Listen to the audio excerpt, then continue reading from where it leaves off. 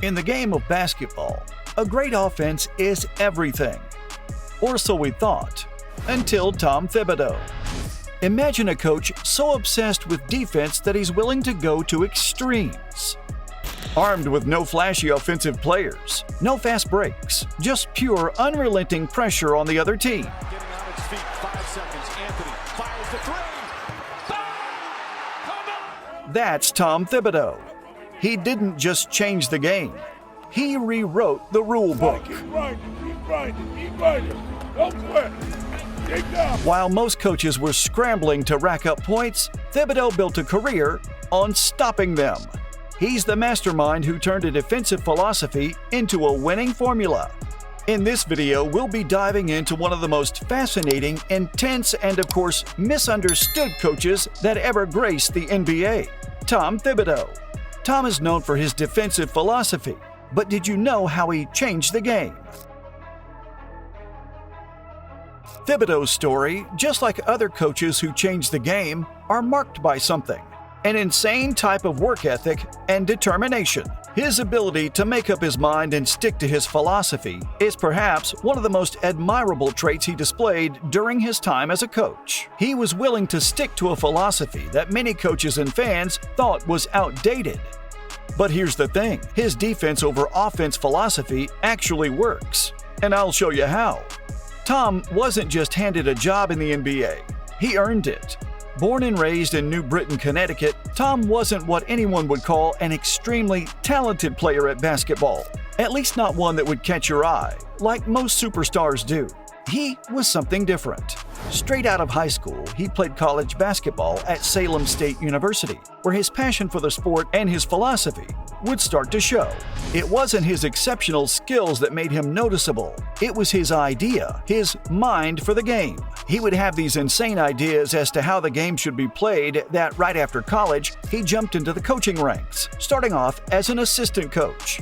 He couldn't wait to put his ideas to the test, and he was never afraid to put in the hours it took to master a defensive strategy. Tom, like his fellow wildcards, would take mastering the game to a level of obsession. He would spend countless nights watching game tapes, analyzing various plays, and learning from the best.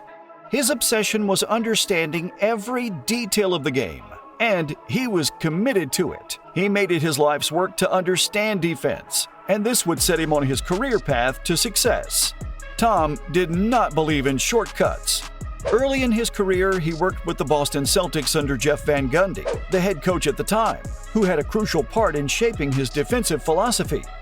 Van Gundy, a defensive-minded coach himself, would go on to be an influence in Tom's career, especially when it came to the philosophy he was steadily building at the time. He valued team defense over individual statistics, and it wasn't long before the NBA teams would begin to notice his genius. In 2004, he became an assistant coach with the Houston Rockets, where he would spend the next few years fine-tuning his system. This laid the groundwork for what would become his whole identity when it came to the game. By 2010, after multiple jobs and assistant coaching roles, his time would finally come. He was hired as the head coach for the Chicago Bulls. What made his defense-first philosophy so formidable? Unlike many other coaches who were focused on tuning their offensive strategy, Tom was focused on defense first. He could care less about fast breaks and three-point shooting. He believed that what really won games was an absolute defense. Tom's defensive system revolves around a concept of discipline, relentless effort, and hard work. The most famous of his defensive schemes is the ice defense. This scheme is a specific pick-and-roll coverage that forces handlers towards the sidelines and away from the middle of the floor. It's simple yet effective at disrupting the offense's rhythm. Tom thought about defense differently, and for him, it wasn't just about stopping shots. No, it was beyond that. He believed a good defensive strategy controlled the flow of the game from the moment the ball went into the air. But that was just the beginning. His training methods to achieve this level of discipline were intense. He was often known for demanding such a level of perfection that his players would feel exhausted at the sight of him walking into a room. Tom was relentless at what he did, and he needed his players to be nothing short of perfect. The relentless nature of his practice involved long hours of defensive drills and film studies that wore his players out. He believed that the more tired they got, the more they would need to rely on their discipline to win games. Crazy, right? Tom was just that, and he demanded results. This approach would constantly stir controversy, as Tom was often criticized for overwhelming his players, especially in terms of minutes played. The most glaring example was during his time with the Chicago Bulls, when he would heavily rely on Derrick Rose. This would eventually lead to the Stars' devastating knee injury in the 2012 playoffs. A lot of critics argued that Tom's overworking of the players had cost them the championship, while others believed that Rose's injury was a fluke. What do you think? Let us know in the comments. Now, despite the heavy criticism, Tom never gave up on his philosophy. He maintained that defense was the backbone of a team that stood a chance at winning a championship. He was willing to do whatever it takes to make sure his team was always prepared and had the discipline to see it through. It's no secret that Thibodeau's coaching style has had a profound effect on players, but not always for the better. On one hand, you have players like Jimmy Butler, who thrived under Thibodeau's tough love. Butler, who came to the Bulls as a raw prospect, still credits Thibodeau for pushing him to become the two-way player he's proud of being today. Under Tom's system, Butler believes his work ethic improved to become the defensive powerhouse he is today, earning multiple All-Star selections. He also led the Miami Heat to the NBA Finals in 2020, a feat he credits to Thibodeau for drilling the discipline into him. Then there's the flip side. Players who didn't quite fit into Thibodeau's grueling system. Joakim Noah, another former Bull, admitted that Thibodeau's approach could be exhausting. Players like Karl Anthony Towns, who Thibodeau coached with the Minnesota Timberwolves, said he struggled to adapt to the coach's high demands. Towns even said that Thibodeau's constant push for perfection put a strain on his relationship with the coach. Thibodeau's defensive expectations in this case was his need for Towns to be more aggressive on that end of the floor. It wasn't just about blocking shots. Thibodeau wanted Towns to be a menace in pick-and-roll situations, something the young star just couldn't get used to. The rift became obvious in 2018, as reports would surface that Towns had grown even more frustrated with the coaching style. In 2019, the Timberwolves parted ways with Thibodeau, leaving many to speculate the reason for the breakup.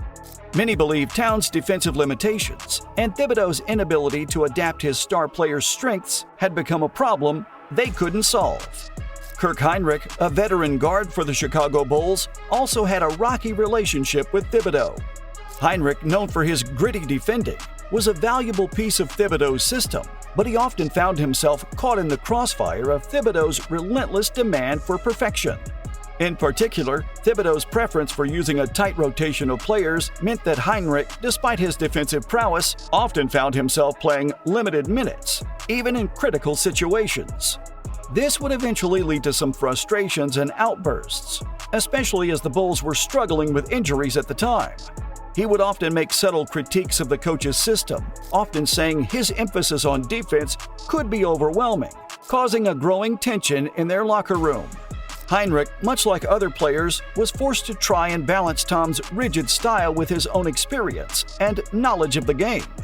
While he wasn't as vocal as some of the other players, his frustrations were evident. Despite these clashes, Thibodeau's ability to bring out the best from his players remained one of his strongest assets. Even if the results aren't always smooth or immediate, the impact on players' careers, whether positive or negative, was undeniable.